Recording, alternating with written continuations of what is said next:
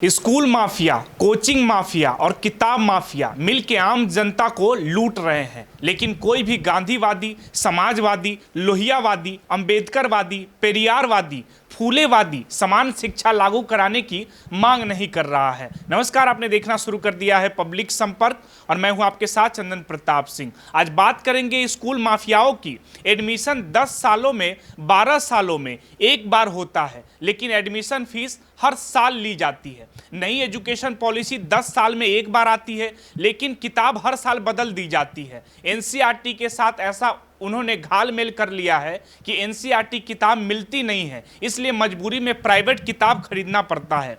किताब खरीद बेचने वाले अलग लूट रहे हैं, स्कूल वाले एडमिशन फी के नाम पे लूट रहे हैं, फिर मंथली फी के नाम पे लूट रहे हैं, फिर कोई कार्यक्रम कर देते हैं उसका अलग से फीस ले लेते हैं, फिर ड्रेस वाले अलग से लूट रहे हैं। जूता मोजा तक खरीदना है वो भी वहीं स्कूल से लेना है, उसके लिए अलग से लूटा जा रहा है। कोई आपको पॉलिसी लेनी है, पेंसिल बॉक्स लेना है, सब स्कूल में ही लूटा जा रहा है। जहां दुकान लगी हुई है वहां अलग से लूटा जा रहा है। और जब सुबह से लेकर शाम तक तू मैं आरोप प्रत्यारोप, नूरा कुश्ती, गरीबी, इसकी बात की जा रही है, पिछड़े की बात की जा रही है, दुनिया भर की बातें की जा रही है, इन शिक्षा की बात कोई नहीं कर रहा। भारत में समान शिक्षा लागू करने के जिस पहले शिक्षा व्यवस्था पे जब कृष्ण और सुदामा एक साथ पढ़ते थे, जैसे भगवान राम और निषाद राज एक साथ पढ़ते थे, वो व्यवस्था फिर से लागू कर दो। हमसे छोटा सा देश है नेपाल, उसने लागू कर दिया यूनिफॉर्म एजुकेशन सिस्टम। हमसे बहुत बड़ा देश है चीन, उसने भी लागू कर दिया। बहुत पहले ही उन्होंने यूनिफॉर्म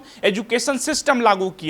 तो दुनिया में बहुत सारे हमसे जो बड़े देश है उन्होंने भी यूनिफॉर्म एजुकेशन सिस्टम लागू किया। हमसे जो छोटे देश है उन्होंने भी यूनिफॉर्म एजुकेशन सिस्टम लागू कर दिया। लेकिन हिंदुस्तान में आखिर ये कानून लागू क्यों नहीं किया जा रहा? फीस के नाम पे, जो शिक्षा के नाम पे लूट तंत्र मची हुई है। लेकिन शिक्षा के मुद्दे पे भारत में कोई भी नेता हो, अभिनेता हो, लेखक हो, बुद्धिजीवी हो, पत्रकार हो, कलमकार हो, ये नहीं कह रहा है कि भैया जब संविधान कहता है सबको इक्वल अपॉर्चुनिटी मिलनी चाहिए, और इक्वल अपॉर्चुनिटी तब मिलेगी जब सबकी एजुकेशन सबका एक समान होगा, सबका सिलेबस एक समान होगा। तो यूनिफॉर्म एजुकेशन कर दो। हमारे पास कानून बना हुआ है, राइट टू एजुकेशन, एक शब्द जोड़ना है। राइट टू एजुकेशन में एक शब्द जोड़ सकते हैं, इक्वल एजुकेशन जोड़ने के बाद वो हो जाएगा right to equal education.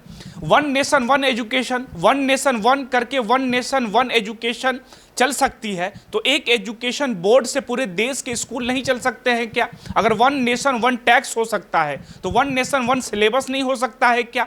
One nation one curriculum नहीं हो सकता है क्या? और किताब हर साल क्यों बदली जा रही है? अरे 75 साल हो गया, आज तक हम ये नहीं तय कर पा रहे हैं कि भैया अगले 5 साल तक हमको मैथ में क्या पढ़ना है, फिजिक्स में क्या पढ़ना है, केमिस्ट्री में क्या पढ़ना है, जोलॉजी में क्या पढ़ना है, बॉटनी में क्या पढ़ना है, इंग्लिश में क्या पढ़ना है, हिंदी में क्या पढ़ना है और संस्कृत में क्या पढ़ना है। वैसे भी हर साल एजुकेशन पॉलिसी तो नहीं बदली, हर एजुकेशन पॉलिसी तो 10 साल में 15 सालों में बदलती है। तो फिर जब एजुकेशन पॉलिसी 10 सालों में बदलती है तो सिलेबस हर साल क्यों बदल दिया जाता है? ये केवल और केवल लूटने का एक तंत्र बना हुआ है। इन तमाम मुद्दों पे आप अपनी राय हमें जरूर बताइए कि देश के तमाम जितने बड़े बड़े नेता हैं, पार्टियां हैं, जो लोग समाज के नाम पे राजनीति करते हैं, वो सब इन मुद्दों को आखिर एक मंच पे क्यों नहीं उठाते हैं? धन्यवाद।